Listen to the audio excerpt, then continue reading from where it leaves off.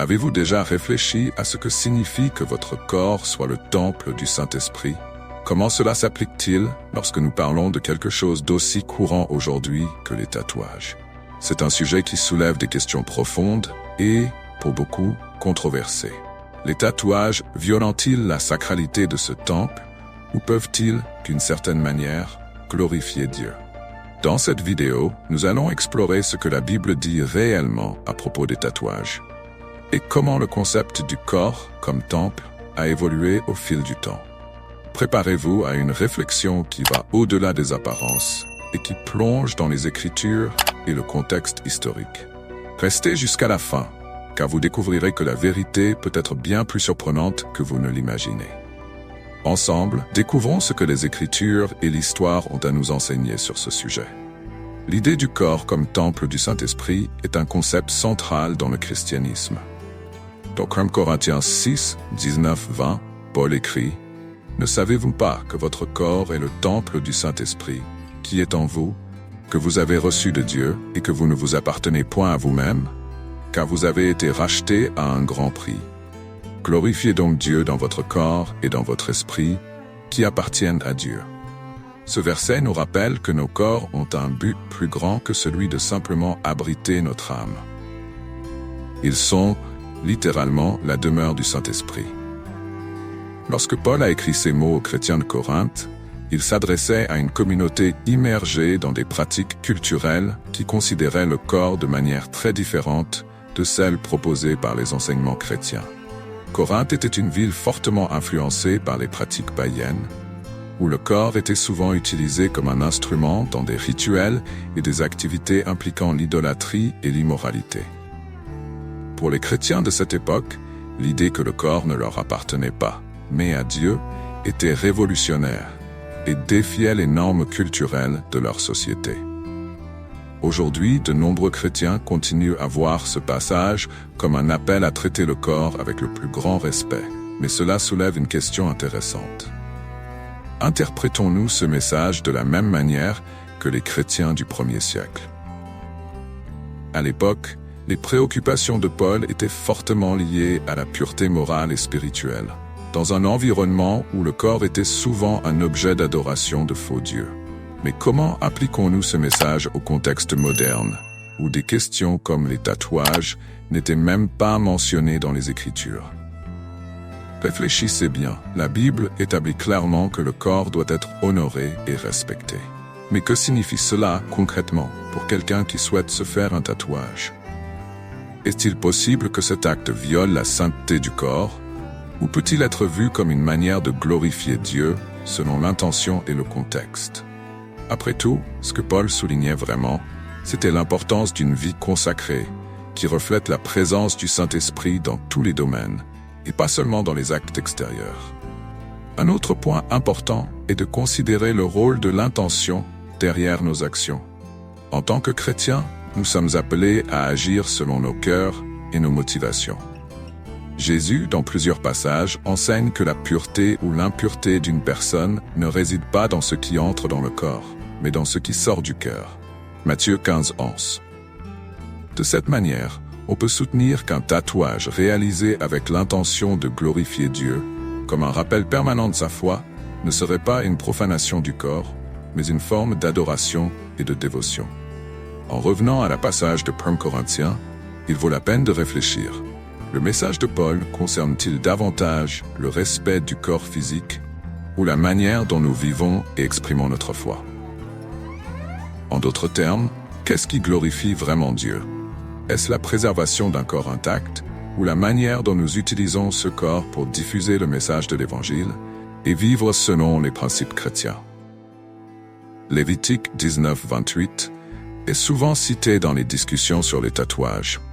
Vous ne ferez pas d'incision dans votre corps pour un mort, et vous ne vous ferez pas de tatouage, je suis l'Éternel. Ce verset semble être une interdiction directe. Mais comme c'est le cas pour de nombreux passages bibliques, le contexte historique et culturel est essentiel pour une interprétation correcte.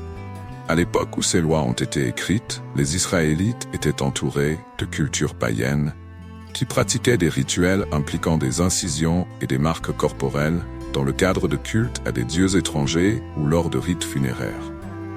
Ces pratiques étaient courantes parmi les peuples voisins d'Israël, comme les Cananéens, et étaient souvent liées à l'idolâtrie et à la tentative de communiquer avec les morts.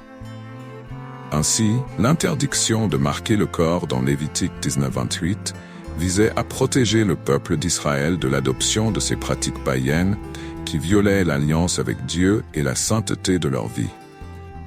Ce verset reflète donc une préoccupation pour la pureté spirituelle et la séparation des pratiques idolâtres. À cette époque, le corps était perçu comme une extension de l'âme, et toute marque sur celui-ci pouvait être interprétée comme une forme d'implication dans ces pratiques étrangères à la foi juive. Ce qui était en jeu, c'était l'identité du peuple de Dieu, qui devait se distinguer des autres nations dans tous les aspects, y compris dans la manière dont il traitait son corps. Que pouvons-nous donc en tirer aujourd'hui? Cette interdiction des tatouages s'applique-t-elle littéralement aux chrétiens modernes? Il est important de noter que bon nombre des lois présentes dans Lévitique étaient spécifiques au contexte culturel et religieux de l'époque. De plus, certaines de ces lois ont été accomplies en Christ et d'autres ont été réinterprétées dans le Nouveau Testament. Lévitique contient plusieurs autres interdictions que la majorité des chrétiens ne suivent plus aujourd'hui, telles que celles relatives à l'usage de certains types de vêtements ou d'aliments. Le défi ici est de comprendre la différence entre les commandements temporaires, qui avaient une pertinence culturelle et historique pour Israël, et les commandements éternels applicables à toutes les générations. Cela soulève une question importante. Se faire tatouer aujourd'hui, sans aucune association à des pratiques idolâtres, serait-il encore considéré comme une violation de la sainteté du corps? En outre, il est pertinent de réfléchir à la manière dont notre culture actuelle perçoit les tatouages. Aujourd'hui, beaucoup de personnes considèrent les tatouages comme une forme d'expression personnelle, un symbole d'identité, voire un signe de dévotion religieuse. Certains chrétiens se font tatouer des versets bibliques, des croix ou d'autres symboles spirituels, comme une façon de témoigner de leur foi. Ce type de tatouage, loin d'être un rituel païen, peut être vu comme une manière d'honorer Dieu et d'exprimer une foi vivante. Cependant, certains soutiennent encore que, quelle que soit l'intention, le fait de marquer le corps constitue une violation de la sacralité conférée par Dieu à l'être humain.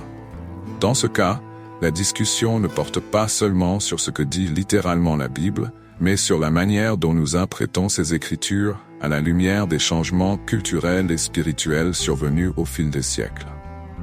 En tant que chrétien, il est important que chacun cherche à discerner cela par la prière et l'étude de la parole.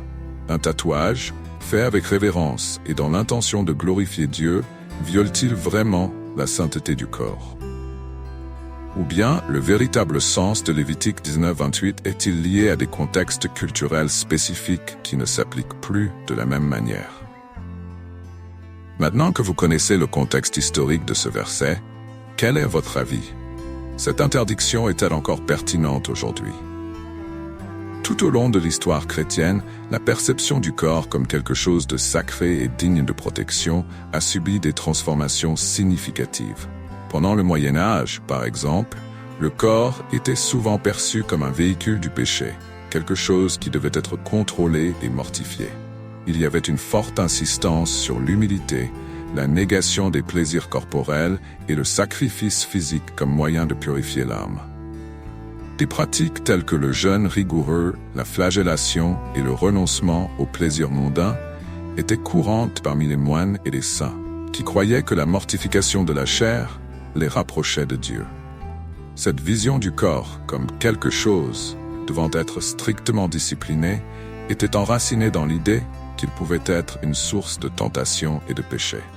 Cependant, on croyait également que, puisqu'il avait été créé par Dieu, le corps avait une valeur intrinsèque et devait être respecté comme un don divin. La relation entre le corps et la spiritualité était donc paradoxale. Il devait être honoré, mais aussi soumis au profit de l'âme. Avec la Renaissance, cette perception a commencé à changer.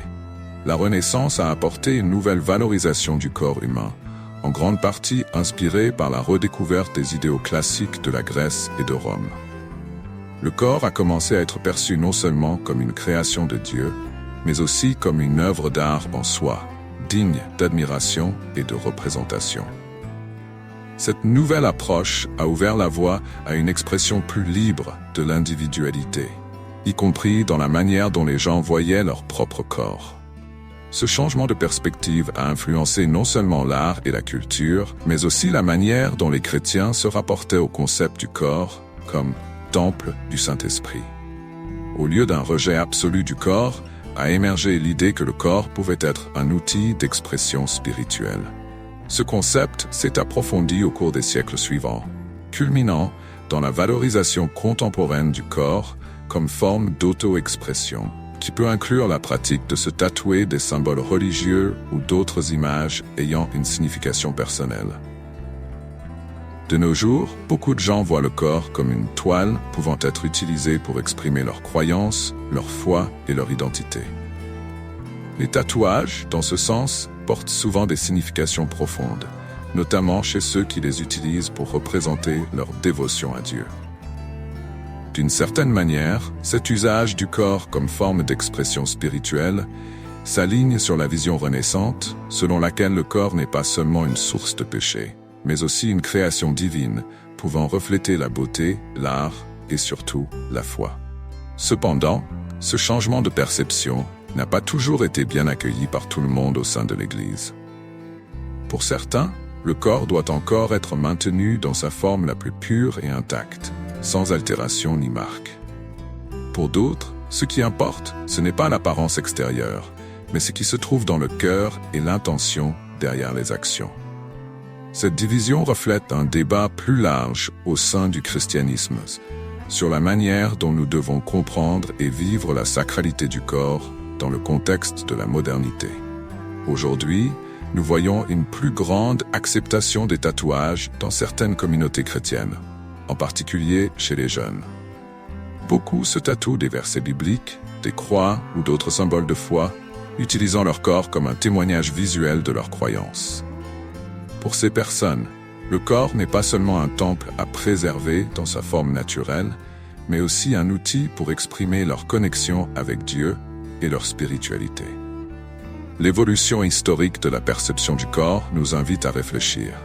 Les tatouages, lorsqu'ils sont faits avec une intention pure, déshonorent-ils vraiment le corps comme temple?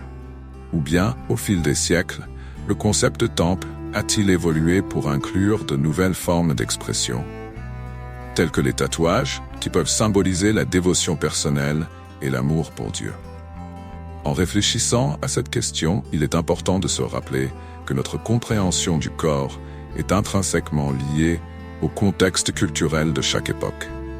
Si au Moyen Âge, le corps était perçu comme quelque chose à discipliner et mortifier, aujourd'hui, beaucoup le voient comme une forme d'expression individuelle et spirituelle. Le changement de perception du corps, allant de la négation à la valorisation artistique et spirituelle, nous invite à réfléchir à la manière dont ces idées peuvent s'appliquer au tatouage et au concept biblique du corps comme temple. Maintenant que vous connaissez les transformations historiques et culturelles de la perception du corps, comment voyez-vous l'usage des tatouages dans le contexte moderne? Cette pratique, loin de violer le concept du corps comme temple, pourrait-elle en réalité refléter une forme plus profonde de révérence et d'expression de foi? De nos jours, les tatouages ne sont plus seulement perçus comme une forme de rébellion ou d'expression de soi profane. Pour de nombreux chrétiens, ils sont devenus un symbole de foi et de dévotion spirituelle. Les tatouages de croix, de versets bibliques ou d'images religieuses sont utilisés pour témoigner publiquement de la foi de ceux qui les portent. Mais qu'est-ce qui motive réellement ce choix? Et comment cela s'intègre-t-il dans la compréhension biblique du corps comme temple du Saint-Esprit?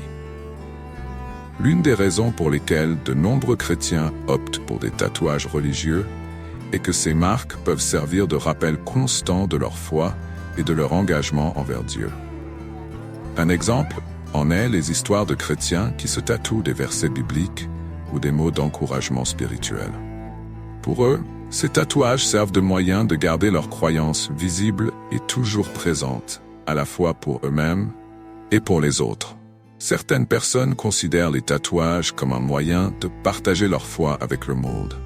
Au lieu de cacher leur spiritualité, elles l'affichent ouvertement sur leur corps, faisant de leur tatouage un outil d'évangélisation silencieuse. Pensez à combien de fois vous avez vu quelqu'un avec un tatouage d'un verset biblique et avez été amené à réfléchir à ce que cela signifiait. Dans ce sens, les tatouages peuvent être une porte d'entrée pour des conversations sur la foi et la vie spirituelle. D'un autre côté, certains critiquent l'idée selon laquelle le corps, en tant que temple de Dieu, devrait rester intact, c'est-à-dire sans marque. Pour ces personnes, se faire tatouer peut sembler contradictoire avec le concept de prendre soin du corps comme quelque chose de sacré et destiné au service divin. L'opposition à cette pratique, cependant, ne prend souvent pas en compte l'intention derrière le tatouage, qui est un élément crucial dans le débat. L'intention est un aspect important dans le christianisme. Dans le Sermon sur la montagne, Jésus souligne à plusieurs reprises que l'intention du cœur est ce qui compte le plus. Et non seulement les actions extérieures. Matthieu 5, 21, 2, 22. Ainsi, nous pouvons nous demander, si une personne fait un tatouage avec le cœur tourné vers Dieu, cela serait-il moins acceptable qu'une action extérieure qui, apparemment, respecte le corps, mais ne reflète pas une véritable vie spirituelle? Ce type de réflexion aide à comprendre que, dans de nombreux cas, le tatouage peut être considéré comme une expression authentique de foi, s'il est fait avec les bonnes intentions. De nombreux témoignages de chrétiens tatoués reflètent cette intention. Pour ces personnes, les tatouages ne sont pas de simples marques sur la peau. Ils portent un sens profond et dans de nombreux cas, sont des symboles de parcours spirituel ou de surmonter des moments difficiles dans la vie. Un tatouage d'une croix peut rappeler à quelqu'un un moment de conversion, tandis qu'un verset peut symboliser une promesse de foi qui a soutenu cette personne en période de difficulté. De plus, il est intéressant de noter comment différentes cultures chrétiennes à travers le monde ont des traditions distinctes en matière de tatouage religieux. Un exemple notable est celui des Coptes, chrétiens en Égypte, qui, depuis des siècles, se tatouent de petites croix sur les poignets comme un signe d'identité et de résistance face à la persécution religieuse. Pour eux, ce tatouage n'est pas seulement un symbole de foi personnelle, mais aussi un témoignage de leur histoire et de leur lien avec le christianisme. Cet exemple montre que l'utilisation des tatouages comme expression de foi n'est pas quelque chose de nouveau. En fait, cette pratique a des racines dans des traditions anciennes et peut avoir différentes significations en fonction du contexte culturel et historique dans lequel elle est adoptée. Ce qui reste constant, cependant, c'est le rôle du tatouage comme manifestation extérieure d'un engagement intérieur envers la foi.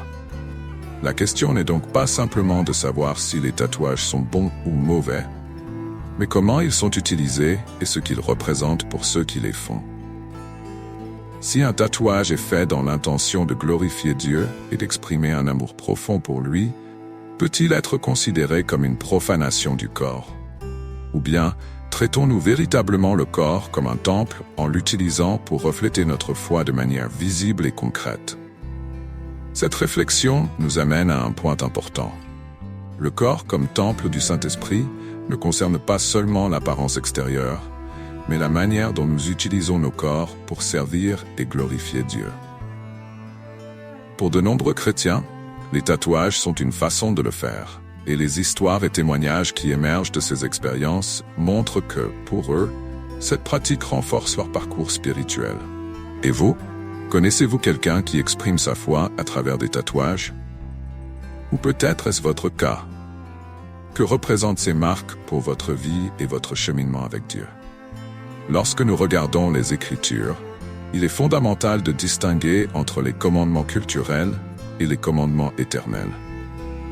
Cela est particulièrement important pour des sujets comme les tatouages, où les pratiques et les perceptions culturelles ont évolué au fil des siècles. De nombreux commandements que nous trouvons dans l'Ancien Testament, comme dans Lévitique 19, 28, avaient une application spécifique au contexte culturel du peuple d'Israël. Mais ces commandements sont-ils tous applicables de la même manière aujourd'hui? L'Ancien Testament regorge de lois qui ont été données à Israël dans le cadre de son alliance avec Dieu. Ces lois servaient à distinguer le peuple de Dieu des nations environnantes, tant dans leurs coutumes que dans leur dévotion. Le commandement de Lévitique, de ne pas se faire tatouer par exemple, était lié à des pratiques païennes courantes à l'époque. Ces pratiques incluaient des marquages corporels dans le cadre de rituels idolâtriques ou de deuil, ce qui allait à l'encontre de la sainteté que Dieu désirait pour son peuple. Ce type de commandement, connu sous le nom de commandement culturel, a été donné dans un contexte très spécifique. Les Israélites étaient entourés de peuples qui pratiquaient des rituels de marquage corporel comme forme d'adoration à d'autres dieux. En ce sens, l'interdiction visait à maintenir Israël à l'écart de ces pratiques et à préserver leur pureté spirituelle. Ainsi, on peut soutenir que l'interdiction des tatouages à cette époque était directement liée à un contexte culturel qui, de nos jours, n'existe plus de la même manière.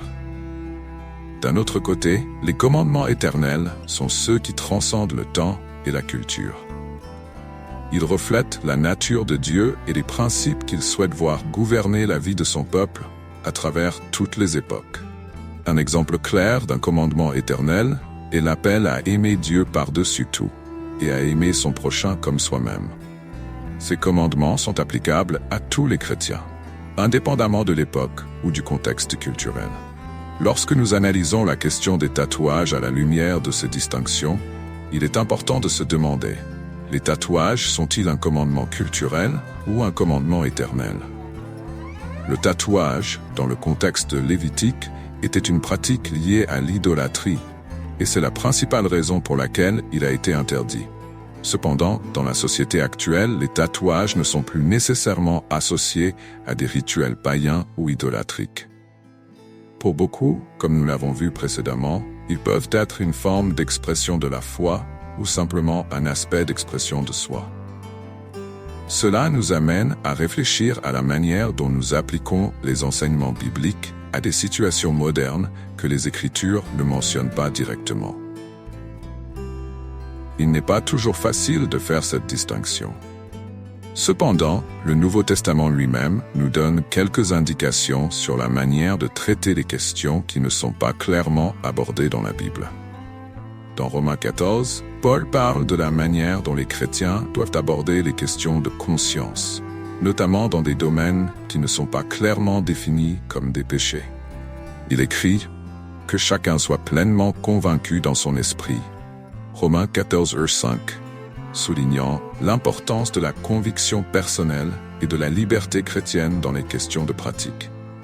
Ce principe peut être appliqué à la question des tatouages. Si un chrétien ressent, dans sa conscience, que se faire tatouer ne va pas à l'encontre de sa foi ou des principes bibliques, alors il peut avoir la liberté de le faire. Cependant, cette liberté doit toujours être accompagnée de responsabilité et d'un désir sincère de glorifier Dieu en toutes choses, y compris dans les décisions que nous prenons concernant nos corps. Néanmoins, certains soutiennent que, puisque le corps est le temple du Saint-Esprit, nous devrions éviter de marquer ou de modifier le corps de quelque manière que ce soit. C'est une vision valable et qui doit être respectée, surtout si elle est basée sur une conviction personnelle découlant d'une lecture plus littérale de passages tels que 1 Corinthiens 6, 19, 20. Ce qui est important ici, c'est de reconnaître que tous les chrétiens ne doivent pas nécessairement arriver à la même conclusion sur la question des tatouages. Ce que Dieu recherche, c'est un cœur sincère, engagé envers lui et prêt à vivre selon sa volonté. Un autre point à considérer est l'impact culturel et social des tatouages. Dans certaines cultures, ils peuvent encore être perçus comme un signe de rébellion ou d'irrespect. Dans ces cas, un chrétien peut choisir d'éviter les tatouages afin de ne pas causer de scandale ou de confusion parmi ses frères dans la foi. Paul, dans 1 Corinthiens 8, discute de la manière dont les chrétiens doivent être prêts à renoncer à certains droits personnels si cela profite spirituellement aux autres. En d'autres termes, l'amour du prochain doit toujours guider nos actions, y compris en ce qui concerne les tatouages. Ainsi, En considérant la différence entre les commandements culturels et éternels, il est essentiel que les chrétiens examinent leurs motivations et les conséquences de leurs choix. Si l'intention derrière un tatouage est d'honorer Dieu et que cela ne fait pas trébucher les autres dans la foi, alors cela peut être vu comme une expression légitime de la liberté chrétienne. Pensez-vous que les tatouages relèvent d'un commandement culturel qui ne s'applique plus de la même manière aujourd'hui? Ou croyez-vous qu'ils sont toujours un principe éternel que nous devons suivre? Votre réponse peut dépendre de la manière dont vous comprenez la relation entre la culture biblique et la pratique chrétienne contemporaine. Tout au long de la Bible, le concept du corps comme temple du Saint-Esprit sert de rappel constant de la sacralité du corps humain. Dans 1 Corinthiens 6, 19, 20, Paul souligne que nos corps ne nous appartiennent plus, mais à Dieu, car ils ont été rachetés à un grand prix. Ce prix, bien sûr, fait référence au sacrifice du Christ, et c'est pourquoi nous sommes appelés à honorer Dieu dans nos corps. Mais qu'est-ce que cela signifie pour des questions qui ne sont pas explicitement abordées dans les Écritures, comme la pratique de se faire tatouer? Pour de nombreux chrétiens, l'idée du corps comme temple implique une grande responsabilité. Ils estiment qu'ils doivent préserver leur corps de la manière la plus pure possible, sans y ajouter de marques ou de modifications. Cependant, cette vision, bien que valable, peut être considérée comme une interprétation plus littérale de 1 Corinthiens 6. D'autres chrétiens interprètent ce passage différemment, croyant que le point central de Paul concernait la pureté spirituelle et morale, et non nécessairement l'apparence physique. En d'autres termes, ce qui importe le plus, c'est ce que nous faisons de nos corps, et comment nous vivons nos vies en relation avec Dieu, plutôt que de se concentrer uniquement sur le maintien du corps physiquement intact.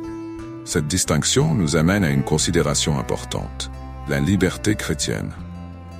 Dans le Nouveau Testament, notamment dans Romains 14, Paul aborde le thème de la liberté en Christ, expliquant que, sur des questions de conscience, chacun doit être convaincu dans sa propre pensée. Il décrit comment différents chrétiens peuvent avoir des opinions différentes sur des sujets tels que la nourriture, les boissons ou les jours sacrés, et affirme que chacun doit agir selon sa propre foi et sa compréhension. Le principe que Paul présente est clair. Sur des questions où la Bible ne donne pas de direction explicite, le chrétien a la liberté de prendre ses propres décisions, à condition qu'elles soient faites avec foi et pour la gloire de Dieu. Dans le cas des tatouages, cette liberté peut être interprétée comme la permission pour chaque chrétien de décider par lui-même si se faire tatouer honore ou non Dieu. Pour certains, un tatouage peut être une forme d'adoration, une manière d'exprimer extérieurement leur foi. Pour d'autres, cela peut être une pratique qu'ils préfèrent éviter, estimant qu'elle ne contribue pas à leur sainteté personnelle. Ce qui est important dans cette réflexion, c'est de comprendre que la liberté en Christ s'accompagne de la responsabilité d'agir en accord avec la conscience que nous avons devant Dieu. De plus, nous devons considérer l'impact que nos décisions peuvent avoir sur les autres. Paul parle dans 1 Corinthiens 8 de l'importance d'éviter de faire trébucher d'autres chrétiens. Si l'acte de se faire tatouer peut conduire un frère ou une sœur plus faible dans la foi à se scandaliser ou à remettre en question sa propre marche avec Dieu, nous devrions reconsidérer nos actions à la lumière de l'amour pour notre prochain. Le concept de liberté chrétienne ne signifie pas faire ce que nous voulons sans réfléchir aux conséquences, mais agir avec responsabilité en cherchant toujours à édifier et encourager ceux qui nous entourent. D'un autre côté, cette réflexion amène également à se demander « Qu'est-ce qui glorifie vraiment Dieu ?» Si le corps est le temple du Saint-Esprit, ne serait-ce pas notre intention et notre révérence dans l'utilisation de ce corps qui importe le plus? Si quelqu'un décide de se faire tatouer pour marquer un moment de conversion ou comme témoignage de foi, cet acte serait-il moins honorable que celui de quelqu'un qui ne marque jamais son corps, mais vit de manière indifférente à sa spiritualité? Ici, l'accent est mis sur l'intention du cœur, quelque chose que Jésus met constamment en avant dans ses enseignements. Pour conclure cette réflexion, il est nécessaire de reconnaître que la décision de se faire tatouer ou non est quelque chose de profondément personnel et spirituel. Il n'y a pas de réponse unique ou universelle qui s'applique à tous les chrétiens, mais plutôt le besoin pour chacun de rechercher du discernement à travers la prière, l'étude des Écritures et une réflexion sincère. Le plus important est que toute décision soit prise avec une conscience claire devant Dieu, en cherchant à le glorifier dans tous les aspects de la vie, y compris dans les choix liés au corps. Ainsi, en réfléchissant sur le corps, le Saint-Esprit et la liberté chrétienne, nous sommes appelés à penser non seulement aux règles extérieures, mais au but ultime de nos vies. Notre liberté en Christ doit nous conduire à prendre des décisions qui nous édifient, nous et les autres, et qui reflètent notre dévotion à Dieu en toutes choses. Si le corps est vraiment un temple, qu'il soit un temple où la gloire de Dieu est visible, que ce soit à travers nos actions, nos paroles ou les marques que nous portons. Tout au long de cette vidéo, nous avons exploré diverses perspectives sur le concept biblique du corps comme temple du Saint-Esprit et sur la manière dont il se rapporte à la pratique moderne des tatouages. Des enseignements de Paul dans 1 Corinthiens aux interdictions du Lévitique, nous avons vu que le corps, dans les Écritures, est considéré comme un symbole sacré, destiné à glorifier Dieu. Mais, comme nous l'avons vu, la compréhension et l'application de ce concept ont varié au cours de l'histoire et continuent de susciter des débats aujourd'hui. La première partie de notre réflexion s'est concentrée sur le passage de Corinthiens 6, 19-20, où Paul nous rappelle que nos corps sont des temples du Saint-Esprit. Cette idée, qui était révolutionnaire pour les chrétiens de Corinthe, a résonné au fil des siècles comme un appel à la pureté et à la révérence. Cependant, bien que le message de Paul soit directement lié aux questions morales et spirituelles auxquelles l'Église primitive était confrontée, la manière dont nous appliquons ce passage à des questions contemporaines telles que les tatouages n'est pas toujours si claire. Interpréter le corps comme un temple peut signifier beaucoup de choses, en fonction du contexte culturel et de la manière dont nous comprenons la spiritualité. Ensuite, nous avons examiné l'Ancien Testament, notamment Lévitique 19-28, qui interdit directement la pratique des tatouages dans le contexte de la loi mosaïque. Cependant, comme nous l'avons vu, cette interdiction était liée aux pratiques païennes et idolâtres qui entouraient le peuple d'Israël à l'époque. L'intention était de protéger les Israélites de l'influence des cultures qui déshonoraient Dieu par des rituels incluant des marques corporelles. Comprendre ce contexte est crucial pour ne pas appliquer cette interdiction de manière littérale et hors de son temps, en ignorant les raisons culturelles et spirituelles qui la sous-tendaient. Lorsque nous avons exploré l'évolution historique de la perception du corps, du Moyen Âge à nos jours, nous avons constaté que la manière dont les chrétiens perçoivent le corps a radicalement changé au fil des siècles. Alors que le corps était autrefois considéré comme quelque chose qui devait être discipliné et mortifié, il est aujourd'hui souvent vu comme une toile d'expression de soi, où même la spiritualité peut être représentée visuellement. De nombreux chrétiens modernes considèrent les tatouages comme un moyen légitime d'exprimer leur foi. Et cela nous amène à nous demander dans quelle mesure l'intention derrière un tatouage peut-elle le transformer en un acte d'adoration. Les témoignages de chrétiens qui utilisent des tatouages pour exprimer leur foi sont une preuve que cette pratique ne doit pas nécessairement être considérée comme contraire à la volonté de Dieu. Au contraire, pour beaucoup, elle sert de rappel constant de leur parcours spirituel et de leur dévotion à Dieu. Historiquement, il existe même des traditions chrétiennes, comme celle des Coptes en Égypte, qui ont utilisé les tatouages comme symbole de résistance et d'identité religieuse. Ces exemples montrent que les tatouages peuvent effectivement être vus comme une expression de foi et de spiritualité en fonction du contexte et de l'intention. Cependant, nous avons également discuté de la différence entre les commandements culturels et les commandements éternels. Certains commandements de l'Ancien Testament, comme l'interdiction des tatouages, ont été donnés dans un contexte culturel très spécifique, et de nombreux érudits pensent qu'ils n'ont pas la même applicabilité aujourd'hui. D'autres commandements, comme l'appel à aimer Dieu par-dessus tout et à aimer son prochain comme soi-même sont des principes éternels qui doivent guider toutes nos actions. Ce discernement est essentiel pour comprendre ce qui s'applique encore à notre vie chrétienne moderne. Enfin, nous avons réfléchi à la liberté chrétienne, l'un des piliers du Nouveau Testament. Paul, dans ses lettres, a défendu que, dans les domaines qui ne sont pas clairement définis dans les Écritures, les chrétiens ont la liberté d'agir selon leur conscience et leur foi. Cela signifie que, lorsqu'il s'agit de questions comme les tatouages, chacun de nous doit chercher un discernement personnel, toujours avec l'intention de glorifier Dieu dans tout ce que nous faisons. La liberté, cependant, doit s'accompagner de responsabilités, en nous rappelant de considérer l'impact de nos décisions sur les autres et d'éviter de scandaliser ou d'affaiblir la foi de nos frères. Maintenant que nous avons exploré l'histoire et les Écritures, qu'en pensez-vous? Les tatouages peuvent-ils être une forme légitime de glorifier Dieu? En tant que chrétiens, nous sommes appelés à vivre en harmonie avec notre conscience et notre foi, en cherchant toujours le discernement à travers la prière et l'étude de la parole. Que vous soyez pour ou contre les tatouages, le plus important est que chaque décision soit prise avec révérence et dans l'intention d'honorer Dieu. Si vous avez apprécié cette réflexion et que vous souhaitez plus de contenu explorant des sujets bibliques pratiques comme celui-ci, abonnez-vous à la chaîne. Nous serions ravis de connaître votre opinion dans les commentaires. Avez-vous des tatouages? Comment percevez-vous cette question à la lumière de la Bible? Vos retours sont essentiels pour poursuivre ce dialogue. De plus, restez à l'affût, car dans la prochaine vidéo, nous allons explorer une autre pratique moderne et voir comment elle se rapporte aux enseignements bibliques. Pourquoi ne pas vous abonner et activer la cloche pour ne pas manquer cette discussion? Merci beaucoup d'avoir regardé jusqu'ici, que Dieu bénisse vos décisions et à la prochaine vidéo.